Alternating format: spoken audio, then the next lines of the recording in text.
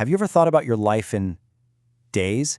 Today, we're diving into this incredible story that does just that. It uses some super simple math to completely flip how you think about your time here. It's called the mathematics of immortal life. So, this whole thing kicks off in a really ordinary way. We're not talking some big, complicated theory. Nope. It all starts with a very normal, everyday scene that gets completely turned on its head by a mysterious stranger and, well, a lesson you won't forget. All right, so picture this, right? You've got this small village, and in one house, there are 4 kids just going at it. A huge, messy fight. The kind of argument where the whole neighborhood can probably hear what's going on. It's total chaos, but also kind of normal, right? And it turns out, it's the perfect setup for what's about to happen. Then, out of nowhere, this traveling holy man, a sadhu, he's just passing through, he sees the kids fighting, and he stops. But here's the weird part. He doesn't tell them off or anything. Instead, he just sits down, pulls out a pen and some paper, and starts doing math, just calculating away.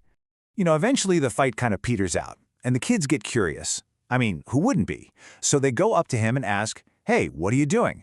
And the sadhu looks up and says something that would give you chills. He says, "I am solving the mathematics of life, and if I tell you, you will not be able to remain as you are."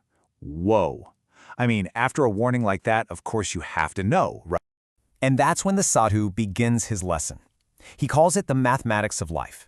It's this really simple calculation, but it's designed to tackle one of the biggest, most profound questions we ever ask ourselves. How many days do we really have? So here's where the math starts. He kicks things off with a simple assumption. He says, let's just assume an average lifespan of 60 years. Now, he's clear. This isn't a promise, right? It's just a number, a baseline for us to work with.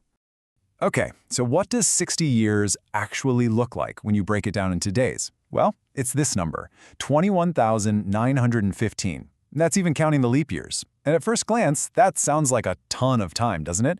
But just you wait. Watch how fast this number is about to get smaller. This is where it gets really interesting. The sadhu explains that not all of those 21,000 days are really yours. Not in the way you think anyway. He starts subtracting the time we don't even realize is slipping away. First up, he takes away our early childhood. Think about it. Those first 5 years of your life. You lived through them, sure, but how much do you actually remember? It's kind of like a blur, a fog of just growing up, doing what your parents told you. And boom, just like that, more than 1,800 days are gone, wiped from the total you can actually account for. Okay, what's next? Our school years. We're talking about 15 years of learning, homework, and just routine. You know the drill. Rush to school, get home, maybe watch a little TV, go to bed, and do it all over again. All of that time is really just spent getting ready for a future that hasn't even happened yet. That's another, nearly 5,500 days gone just for prep time. So let's add that up. You've got early childhood, you've got school, and all of a sudden, almost 20 years of your life, nearly 7,400 days, are just gone. And this is all before you even really feel like you're in control, before you're in the driver's seat. That's a third of your entire lifespan accounted for just like that. Okay, so next, the sadhu takes this math and points it right at the reason the kids were fighting in the first place, their relationships with each other. And trust me, this is where the numbers start to hit really, really close to home. He looks at these fighting siblings and breaks it down for them. He says, look, maybe you live under the same roof for 20 years. But remember, we already took out the first 5, so that leaves 15 years. Then he asked them a killer question. What if you fight every other day? Suddenly, all those thousands of days you thought you had together, you just slice the time you spend in love and harmony right in half, leaving you with just 2,739 days. Oof. And this same logic, it applies to our adult relationships too. Think about a couple that's together for 40 years. That's over 14,000 days. But then, you factor in work, crazy schedules, arguments, misunderstandings. How many of those days are actually spent in real, peaceful connection? The sadhu suggests that number could plummet to maybe just 3,500 days. I mean, that is a really sobering thought. So at this point in the story, the sadhu switches gears. He makes it personal. He explains to the crowd that this isn't just some abstract math problem for him. Oh no, this was the exact calculation that completely, totally turned his own life upside down.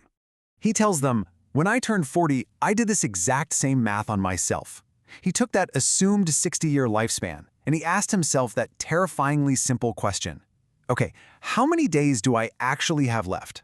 And the answer, he said it hit him like a punch to the gut. 20 years left.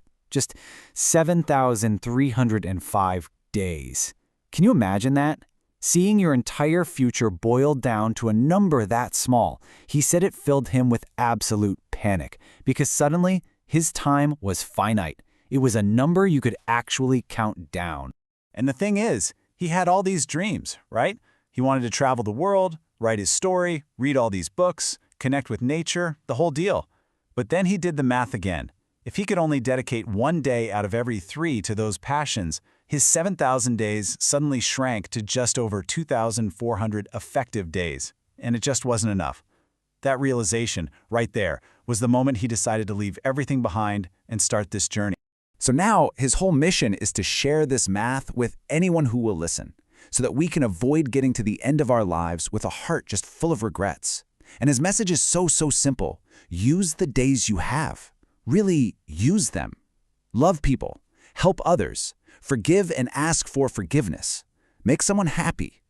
Just don't let the days slip away. And with that, the sadhu finished his lesson. He packed up his things and he stood up to leave. The whole crowd was just silent, completely stunned. But right as he was about to walk away, he stopped. He turned back around, and he delivered his final, most powerful point of all. He reminded them that this entire calculation, this whole thing, was based on one giant assumption. He said there is no guarantee you will live 60 years. What if this day is our last? And he just lets that question hang there in the air. I mean, that's the question that changes absolutely everything, isn't it? And what happened in that moment was just beautiful. Those 4 kids, the ones who had been screaming at each other just a little while ago, they looked at each other. And in that silence, they hugged. They just embraced. The math had done its job. The lesson wasn't about the numbers anymore. It was a feeling, a powerful, powerful reminder to cherish the time you have right now.